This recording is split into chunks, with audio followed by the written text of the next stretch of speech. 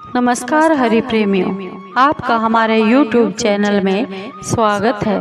सभी दर्शकों को जय श्री कृष्णा। हरि प्रेमियों, कैसे हैं आप? उम्मीद है आप सब अच्छे होंगे।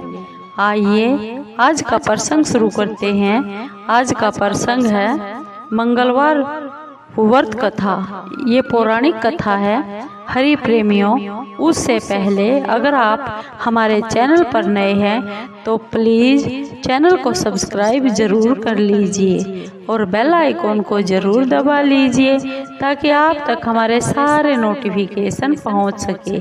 हरि प्रेमियों, आपका एक भी सब्सक्राइब हमारे लिए बेहद मायने रखता है। हरि प्रेमियों, आइए जानते हैं ये प्रमाणिक पौराणिक कथा जो मंगलवार की है, जिसका व्रत रहो या ना रहा जाए तो कथा को जरूर सुन लीजिए। वो भी आपको कथा व्रत रखने का पूरा लाभ देती है। हरि प्रेमियों, कथा ऐसे है। ऋषि नगर में केशवदत्त ब्राह्मण अपनी पत्नी के साथ रहता था। उसका नाम अंजलि था। केशवदत्त के घर में धन संपत्ति बहुत थी। धन संपत्ति की कोई भी कमी नहीं थी। नगर में सभी केशवदत्त का आदर सम्मान करते थे लोग। लेकिन केशवदत्त के घर संतान नहीं थी। संतान न होने के कारण केशवदत्त व उसकी पत्नी अंजलि बहुत ही चिंतित रहते थे। दोनों पति पत्नी हर एक मंगलवार को हनुमान जी की पूजा करते थे और विधिवत मंगलवार का व्रत करते हुए बहुत वर्ष बीत गए।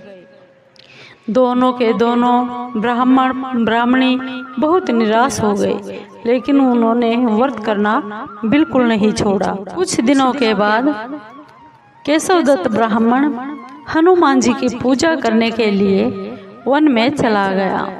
उसकी पत्नी अंजलि घर में रहकर मंगलवार का व्रत करती और उसकी पूजा करती विधिवत से। दोनों पति पत्नी बेटे की प्राप्ति के लिए मंगलवार का व्रत रखते और नियम और विधिवत करते। अंजलि ने अगले मंगलवार को फिर से व्रत किया, लेकिन किसी कारणवश उस दिन वह हनुमान जी को भोग नहीं लगा सकी। उस दिन वह सूर्यास्त के बाद भूखी ही सो गई। अगले मंगलवार को हनुमान जी का भोग बिना लगाए ही उसने भोजन नहीं करने का प्रण कर लिया। 6 दिन तक अंजलि भूखी प्यासी रही, क्योंकि उसने मंगलवार के दिन भोग नहीं लगाया था। इसलिए वह अपने पछतावे की वजह से उसने भोजन नहीं किया। और 7वें दिन मंगलवार को फिर से अंजलि ने हनुमान जी की पूजा की और व्रत किया, लेकिन तब भी भूख और प्यास के कारण अंजलि बेहोश हो गई।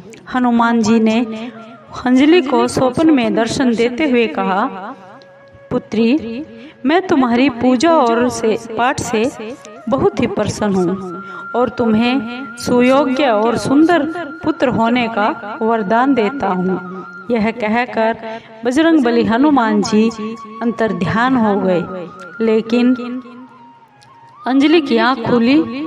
तत्काल अंजलि ने उठकर हनुमान जी को भोग लगाया और खुद भी भोजन किया। हनुमान जी की ऐसी अनुकंपा से अंजलि ने एक बहुत ही सुंदर पुत्र को जन्म दिया। मंगलवार को जन्म लेने के कारण उस बच्चे का नाम भी मंगल प्रसाद रख दिया गया। कुछ दिनों के बाद अंजलि का पति केशवदत्त भी जंगल से वापस घर लौट आया। उसने मंगल को देखा तो अंजलि से पूछा, अंजलि, यह इतना सुंदर बच्चा किसका है? अंजलि ने खुश होते हुए हनुमान जी के दर्शन देने और बेटे की प्राप्ति का वरदान देने की सारी कथा अपने पति को सुना दी। लेकिन केशवदत्त को उसकी बातों पर बिल्कुल भी विश्वास नहीं हुआ। उसके मन में पता नहीं कहां से एक कलुषित विचार आ गया और अंजलि ने उसके साथ विश्वासघात किया है। अपने पापों को छिपाने के लिए अंजलि मुझसे झूठ बोल रही है। केशवदत्त ने उस बच्चे को जान से मार डालने की योजना बना ली। एक दिन की बात है, केशवदत्त स्नान के लिए कुएं पर गया। मंगल भी उसके साथ कुएं पर चला गया। केशवदत्त ने मौका देखते ही मंगल को कुएं में फेंक दिया और घर आकर अंजलि से बहाना बना दिया कि मंगल तो कुएं पर मेरे साथ गया ही नहीं। केशवदत्त के इतना कहने के बाद ठीक मंगल दौड़ता हुआ घर वापस लौट आया। केशवदत्त मंगल को देखकर बहुत बुरी तरह आश्चर्यचकित हो उठा। उसी रात हनुमान जी ने केशवदत्त को सपने में दर्शन देते हुए कहा, केशवदत्त, मैंने तुम्हें मंगलवार के व्रत करने से प्रसन्न होकर पुत्र जन्म का वरदान अंजलि को मैंने ही दिया था। फिर तुम अपनी पत्नी पर शंका क्यों करते हो? उसी समय केशवदत्त ने अंजलि को जगाकर अंजलि से क्षमा मांगी और स्वप्न में हनुमान जी के दर्शन देने की सारी कहानी अंजलि को सुना दी। केशवदत्त ने अपने बेटे को अपने हृदय से लगा लिया और बहुत प्यार किया। उस दिन के बाद सभी आनंद पूर्वक रहने लगे। मंगलवार का विधिवत व्रत करने से केशवदत्त और उनके परिवार के सभी कष्ट दूर हो गए। इस तरह जो भी स्त्री पुरुष विधि पूर्वक मंगलवार का व्रत करके व्रत कथा सुनते हैं, हनुमान जी उनके सभी कष्टों को दूर करके धन और संपत्ति का भंडार भर देते हैं।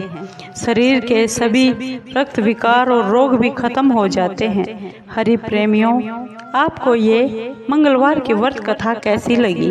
अगर आपको अच्छी लगी हो तो प्लीज़ चैनल को सब्सक्राइब कीजिए, लाइक कीजिए, शेयर कीजिए और कमेंट ज़रूर कीजिए, क्योंकि आपके कमेंट से हमें हौसला मिलता है।